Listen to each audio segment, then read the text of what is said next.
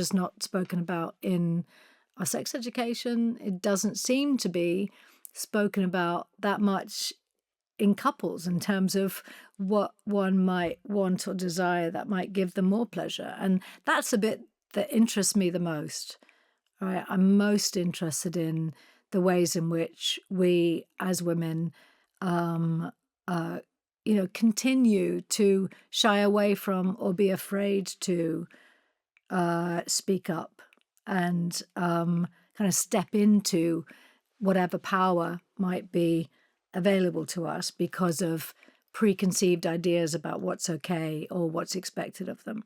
And so I've, been enjoying speaking in that space, talking about that element of what this book is about. Pleasure is such an interesting one because I guess there's just so many different sides to that conversation. When it comes to women, like some of it might be, we don't believe we deserve it. We haven't been told that it's even an option. Yep. And I think that counts for when we're talking about sex, but also outside of sex. Yeah. We're just like, we deprive ourselves constantly. We don't think we're deserving, or we think that it's very, very far down the list of priorities. And maybe also, like you say, all the things that you've listed, whether it's porn and how that's, through the male lens, or just the lack of equality that we still see in the world in terms of sort of power distribution and who's ruling the world, that women still don't feel they can exercise their right to say, I'd quite like to enjoy this, please. Yeah. Well, it's either it's very much trivialized. Yeah. Pleasure's trivialized, or something that is, as much a dirty word as anything else. When actually, when you lean into pleasure, whether it's pleasure around sex or pleasure in other areas of our lives, there's so much joy that can come from experiencing that, or embracing it, encouraging it in our lives, our conversation, and everything. But it's very interesting, all those points that you bring up, just in terms of where it sits in terms of what we've. I mean, I've been asked many times during interviews for this, or what about a book for men? And obviously, immediate reaction is, well, they've had a voice for centuries, and but it occurs to me the degree to which, even though on the one hand we all slightly buy into the idea that it's for the male lens, sex and pornography, etc. If we were to have a book for men, asking them to write in anonymously about their fantasies, would there be as much, could there be, is it possible that there is a need also to be seen, a need for tenderness, a need to not actually act out the types of fantasy we would expect to for men to want to engage in? That would we be as surprised as we are by some of the requests and needs that women have? It's just that we accept it. We're so used to accepting something that's been handed down in a patriarchal society to expect that maybe none of us want that, actually. Maybe none of us, we're just kind of caught in this loop of the way it's always been and the way it's always going to be until we start doing it differently. God, as you're saying that, I don't even know if I'm allowed to say this out loud, but I always think, fuck it. Thinking about a version of this with men's fantasies makes me feel a bit scared and a bit like creeped out and a bit like I wouldn't. Whereas this, I really loved reading it and I felt such empathy and connection with the majority of the stories, or certainly had some kind of understanding as to why that person might be thinking in that way. It's really weird, like the different tone that it's bespoke to me, I guess. That a male version of this would make me feel a bit panicked, I think. Yeah, interesting. I don't think you're alone in that. I mean, I that could be for so many reasons. I don't know what, I'm not a psychiatrist, first of all. I'm not a psychologist or a sex therapist. I don't know what your history is or what I'm not either. I just like chatting.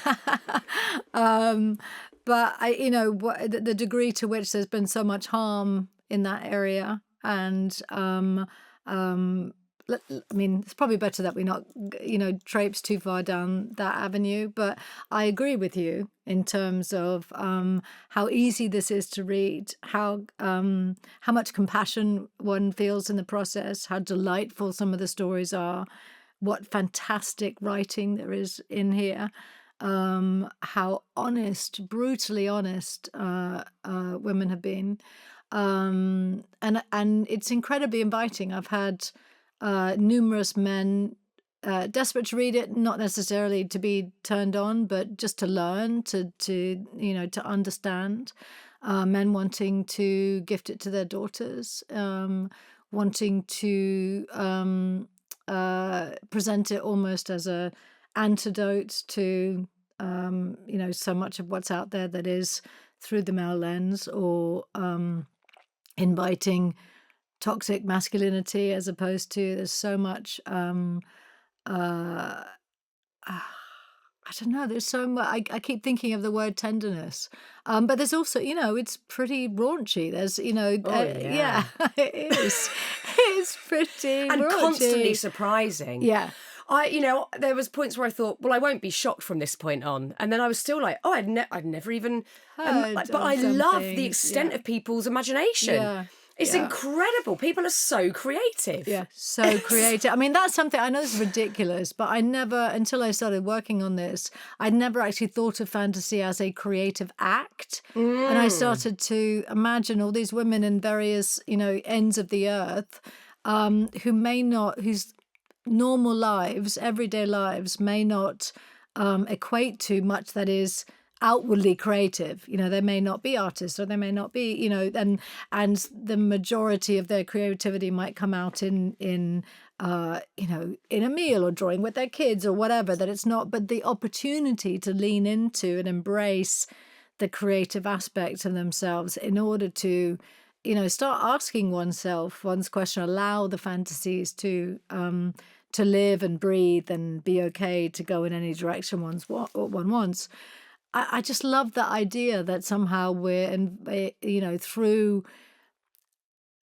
women from some parts of the world being so honest, and how that might encourage other women to properly explore in a creative way the different avenues that their minds go, but also, and how that potentially could open them up to bigger conversations, obviously, as we've talked about, asking for things that maybe they didn't even realize they wanted. But the interesting thing is, a lot of the time, you don't actually want your fantasy to come true. I realised reading this, there is a huge divide between fantasy and actual desire. And I don't think I'd ever given that a thought before reading this book. There are many circumstances, and definitely with my own sexual fantasies, where it's something that can really get the juices going and get you feeling great, but you would never want it to happen in real life. And that, to me, is fascinating. Yeah. I wonder how much you believe these fantasies tell us about the individual, bearing that in mind, because sometimes they're so out of this world, so unrelated to real life, that actually, do they say anything at all about who we are as people? I think that's a very good question. And I don't know the answer to that. I don't know where, for instance, the alien tentacle fantasy comes from, and what that has to do with the childhood The of the doorknob. woman who knows? who knows? And, clearly, and some women are very frank about this, some of the fantasies are related in some way to trauma that they've experienced in childhood, or I know people that I've spoke to whose consistent fantasy is related to the very first time they had sex, and the horror that was was created in all the fumbling, and etc. And that and that continues to be an element of how the fantasy plays out. And again, I'm not a therapist, but I can't help but be curious about those things and want to ask those questions. But I think what the book does, is it starts the conversation, starts people asking themselves what it is, not only what are their fantasies. If I were to have a fantasy, what would it be? Is that something, do I actually want that to happen? Is there any element of that that I would actually want that to happen. Is that what actually happens in my set? Oh, I've never thought about that. So my fantasy is about, you know, having sex with 15 people all doing this particular thing to me. Do I even have that experience of one person doing that to me? Well, maybe I should try and find somebody who will do that to me. I don't know what it is, but It's so yeah, interesting. it is. It says so much about. I think we could, there's a lot of. I think we can find out a lot about ourselves, and also potentially, if you're open to having conversation with your partner, a lot about your partner.